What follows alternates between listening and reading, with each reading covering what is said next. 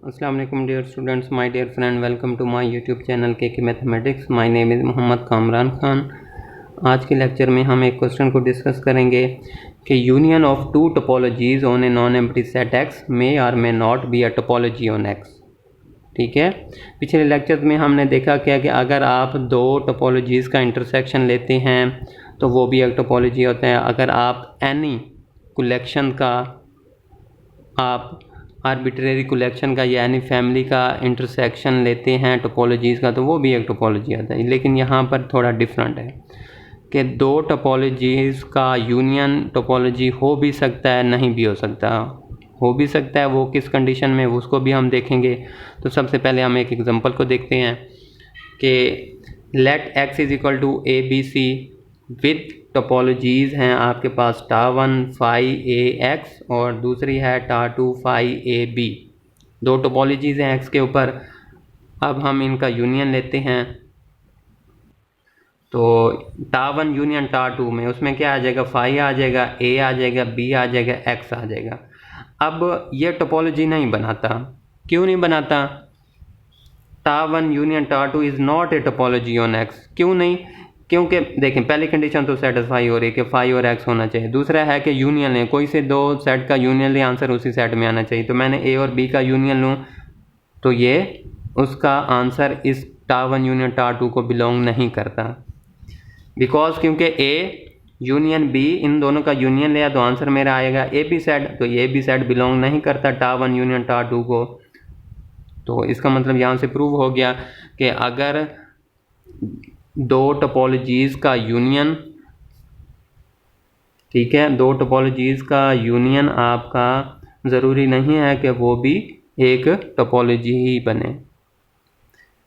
ठीक हो गया। अब टोपोलॉजी किस सूरत में बनेगा उसकी एक कंडीशन है। अब उसकी तरफ आते हैं कि union of two topologies on set X is a topology on X if and only if one is contain in the other. अगर एक टोपोलॉजी दूसरी टोपोलॉजी की सबसेट हो या दूसरी पहले की सबसेट हो, इनमें से एक दूसरी की सबसेट हो, तो फिर दो टोपोलॉजीज़ का यूनियन भी एक टोपोलॉजी ही आएगा।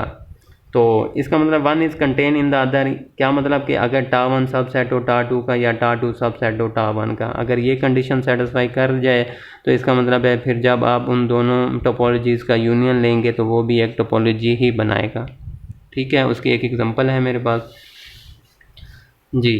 तो मैंने कहा let x is equal to A B with topologies टा1 है फाई एम्प्टी सेट ए और x, और टा2 में है एम्प्टी सेट है ए है बी है ए बी है x है। यानी कि इसकी पूरी की पूरी पावर सेट की मैंने एक कलेक्शन ले ली है टा2, तो वो भी एक टोपोलॉजी बनाती है।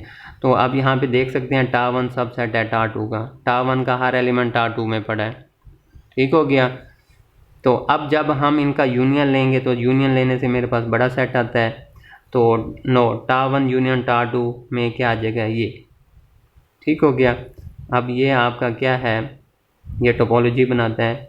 आप देख सकते हैं कोई से फाई और एक्स बिलोंग कर रहे हैं टा को, टा1 यूनियन टा2 को कलेक्शन में है। दो का यूनियन लें तो आंसर उसी सेट में आ रहा है, सब का यूनियन लेंगे फिर भी उसी सेट में आ रहा है, इंटरसेक्शन लें तो फिर भी आंसर इसी में ही आ रहा है, इसी का कोई ना कोई मेंबर बन रहा है, कोई ना कोई सेट आ रहा है।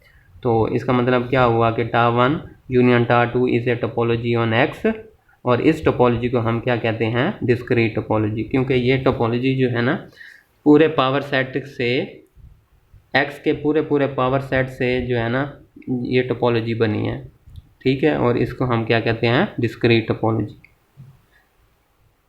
ठीक है, तो यहाँ से इस लेक्चर से हमें क्या पता चला कि दो टोपोलॉजीज़ का यूनियन, ठीक है, वो टोपोलॉजी हो भी सकता है, नहीं भी हो सकता। हो सकता है किस कंडीशन में, अगर एक टोपोलॉजी सबसेट हो दूसरे के टोपोलॉजी के। ठीक हो गया।